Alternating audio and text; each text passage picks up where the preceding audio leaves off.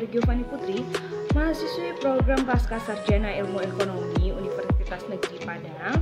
Nah, untuk memenuhi tugas mata kuliah Statistik Multivariat bersama Bapak Dr. Alphonse Satrianto SEMP, saya melakukan pengolahan data cross section menggunakan FUSE. Nah, di sini saya menggunakan FUSE 9. Langsung saja kita lakukan pengolahan datanya.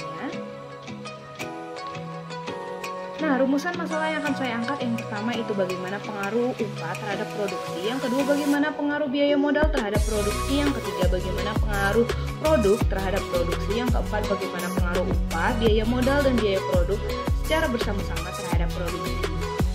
Selanjutnya, itu hipotesisnya yang pertama, H0 tidak terdapat pengaruh yang signifikan antara upah terhadap produksi, HA terdapat pengaruh yang signifikan antara upah terhadap produksi.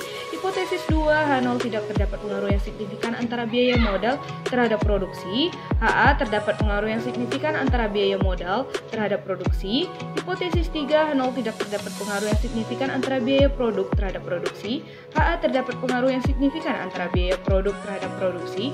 Nah, hipotesis yang keempat yaitu H0 tidak terdapat pengaruh yang signifikan antara upah, biaya modal, dan biaya produk secara bersama-sama terhadap produksi. HA-nya terdapat pengaruh antara upah, biaya modal, dan biaya produk secara bersama-sama terhadap produksi. Nah, untuk kriteria pengujiannya sendiri itu hipotesis 1, 2, dan 3, H0 diterima jika probabilitas besar daripada 0,05. Nah, A diterima jika probabilitas kecil daripada 0,05. Nah, untuk hipotesis 4 sendiri itu sama dengan hipotesis 1, 2, dan 3. Nah, inilah data Excel kita yang nantinya akan kita input ke dalam FUSE. Nah, di sini ada responden, produksi, nilai upah, biaya modal, biaya produk. Nah, di sini dependennya itu quantity atau produksinya itu per unit, dan independennya itu ada upah, biaya modal, dan biaya produk. Nah, untuk melakukan pengujian melalui FUSE, kita buka dulu FUSE 9, kemudian kita klik create a new FUSE log file. Nah, untuk log file structure tipe ini kita ganti menjadi unstructured atau undate. Nah, observasi kita itu sebanyak 40 data. Nah, teman-teman bisa mengganti ini berdasarkan data yang teman-teman punya. Nah, kita klik OK. Untuk memasukkan data, kita klik Quick, kemudian kita pilih MCGRUP.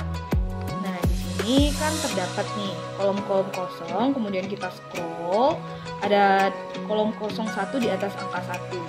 Nah, untuk memasukkan datanya, kita pilih Excel kita tadi, kita copy dari data quantity ini sampai total cost, sebanyak data yang ingin kita masukkan.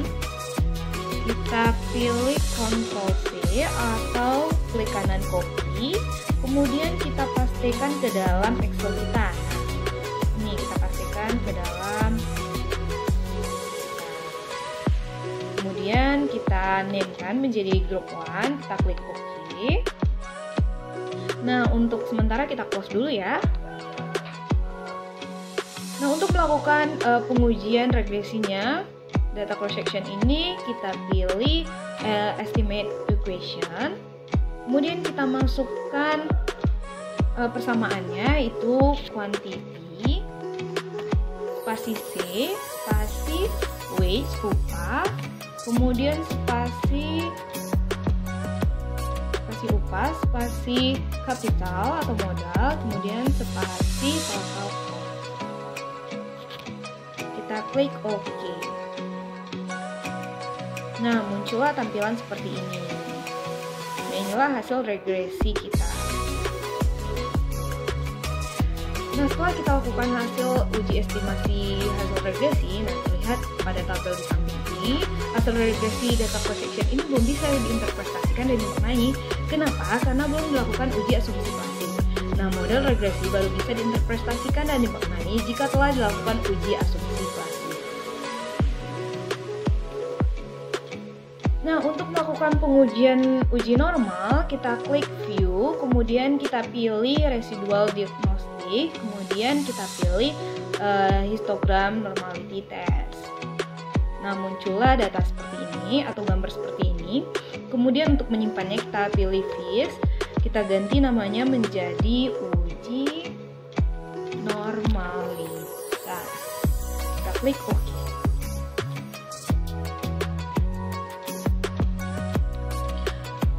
Nah, berdasarkan hasil uji normalitas, pada gambar di samping ini terlihat bahwa nilai probabilitas sebesar 0,630336 besar daripada 0,05 atau 63,03% atau besar daripada 5%. Maka dapat dikatakan bahwa data tersebut normal.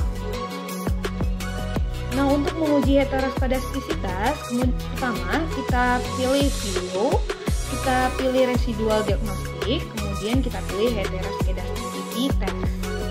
Nah, biasanya itu tes IP-nya itu yang sering digunakan itu Glatzer. Nah, kita pilih OK.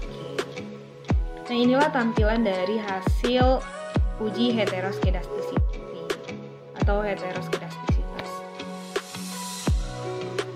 Nah, hasil uji heteroskedastisitas pada gambar di samping ini terlihat bahwa nilai probabilitas dari upah sebesar 0,0856 besar daripada 0,05.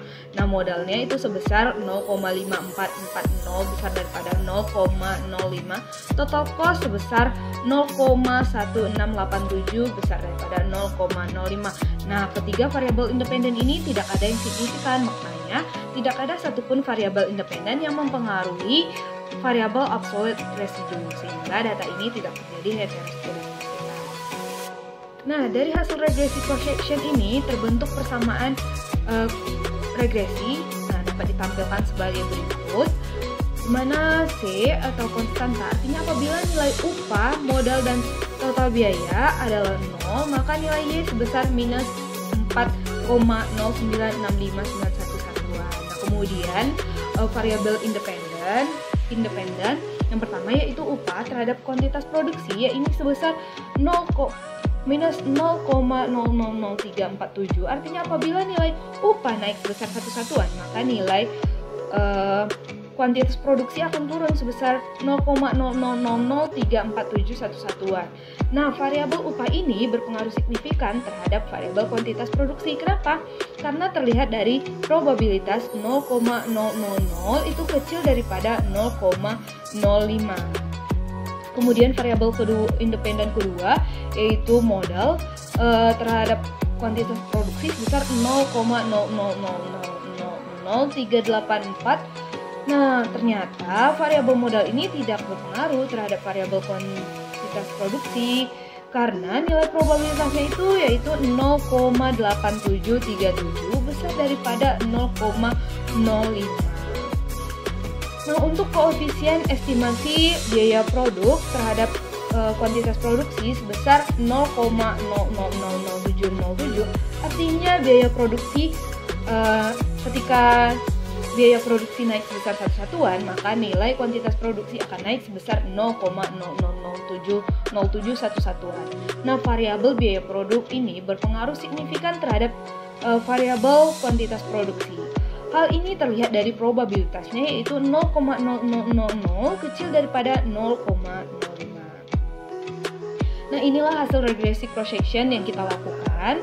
Untuk teman-teman yang ada saran atau kritik dan jika ada yang ingin dipertanyakan, bisa hubungi saya di giovanni.ifori@gmail.com atau di Instagram ifori.giovanni.ifori. Terima kasih.